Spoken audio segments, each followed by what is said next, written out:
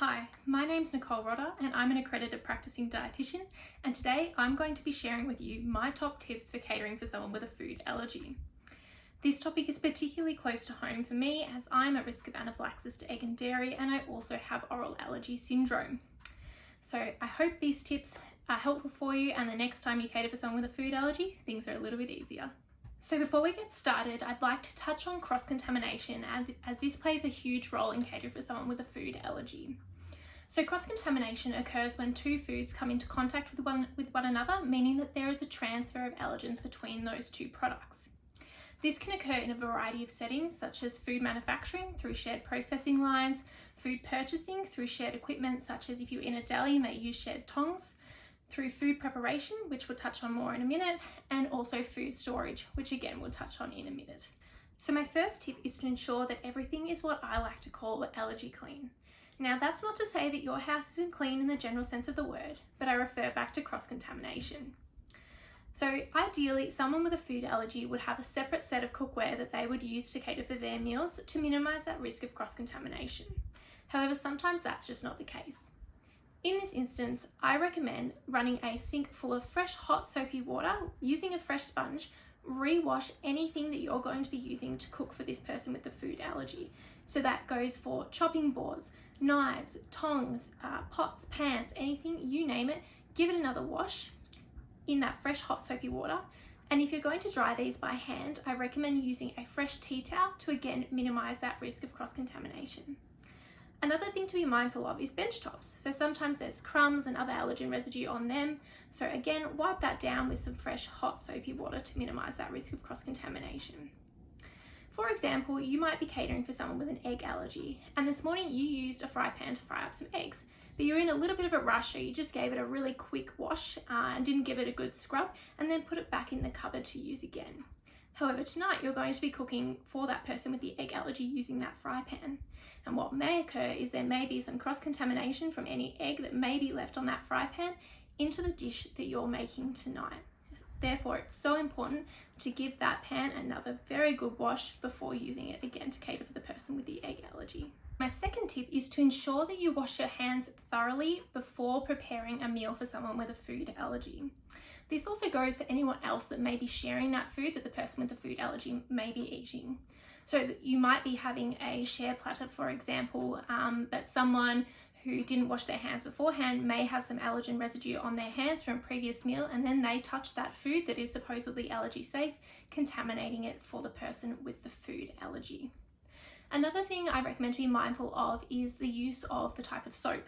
So quite a few soaps on the market at the moment have things like nut oils and things like that in them. So if you are catering for someone with an allergy, just double check that the soap you're using doesn't have that allergen in them.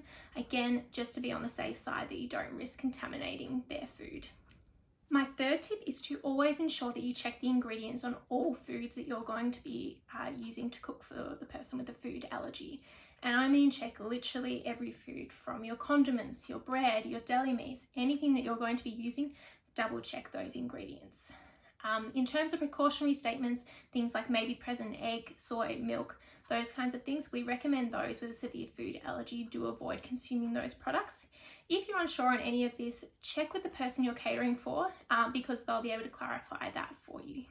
My fourth tip is to ensure that you use unopened products. And the reason for this is again to avoid that risk of cross-contamination.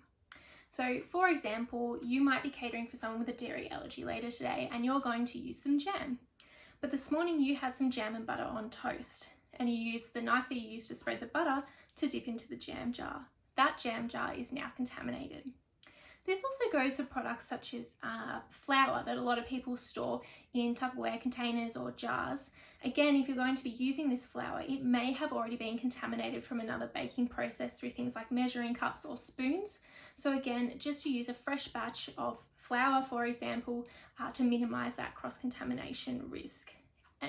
If not from a cross-contamination point of view, it gives you the opportunity to show the person with the food allergy the ingredients of the products you've been using. So my fifth tip is to ensure that you cook allergy-free meals first and store them separately. This is again to minimise the risk of cross-contamination. So when you cook an allergy-free meal first, we know that you've got allergy-clean utensils and cookware. you've got clean hands, you've double checked the ingredients of all products you're going to be using, you've got unopened products, and your attention is fully focused on preparing that meal. Once that meal is prepared, you then want to store it. And you do want to make a distinct difference between that meal and the allergen-containing meal. A way to do this could be to use a different coloured bowl, for example, to store the allergy-free meal in. You also want to keep it covered to, again, avoid any risk of cross-contamination with other foods that are in the area. When it comes to serving this food, I find it best to ask the person you're catering for what they feel comfortable with. For myself, for example, I'm comfortable if I know that my food is at one end of the table with me and the allergy-containing food is at the other end of the table, and they have separate utensils and everyone is well aware that my food is just for me, or if anyone else is going to be eating it, they must only use the utensils and not have any other allergen-containing food on their plate before serving from that food. However, someone may feel more comfortable if, for example, their meal is left up on the bench and they need to go up to the bench to get it, but I always find it's best to ask the person what they feel comfortable with. So I hope these tips have been helpful.